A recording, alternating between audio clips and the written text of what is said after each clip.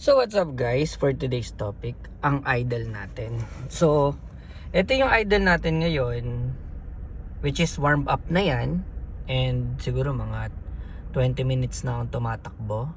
And yan, ganyan yung RPM niya. Siguro nasa 600 RPM? 600 RPM yan, more like, yes. So, ang point ko dito guys is kung ang problema nyo yung RPM nyo is nasa 400 or 300, masyadong mababa. Problema ko rin siya. Paano ko siya naayos na maging ganito?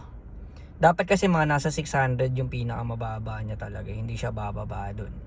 So, yeah.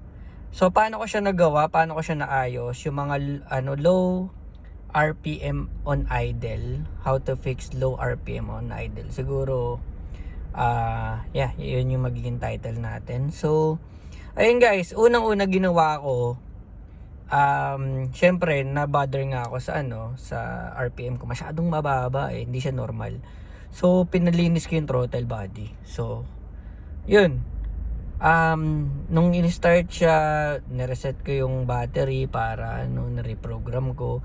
Still, masyadong bagsak yung ko. Nasa 400 yung RPM ko.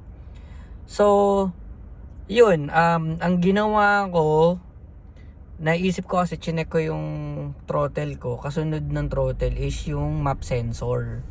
So, yung map sensor, nilinis ko lang din ng ng throttle cleaner. Tapos, ayun, naayos na siya guys. Naging normal na yung RPM niya. Ganyan na 600 na siya. Tapos, hindi na siya palagi nanginginig, ganun, pag naka-aircon or ganun. Kung ano man yung mga load pagka naka-sounds, ganun, aircon, wala na siya. Kumbaga nag-normalize yung RPM ko after ko malinis yung map sensor. Yun lang guys, map sensor lang yung nakaayos ng, ayun, baka may maka-encounter rin kayo. Also guys, ang throttle body cleaning is major talaga yan sa contribution ng major talaga yan sa contribution ng isang idle issue.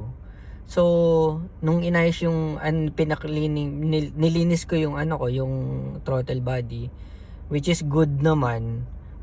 Nalinis ko siya na maayos, tapos walang pagbabago sa RPM, which is good yung throttle ko. At least nalinis ko na rin din. So, ayun, ganun pa rin, kaya naisipan ko na linisin yung map sensor. After cleaning the map sensor, okay na siya. Ganyan na siya. 600 RPM yata to, or more or less 650 or 550, I don't know. Pero ganyan na siya, hindi na siya yung 400, yung bagsak na bagsak talaga pagka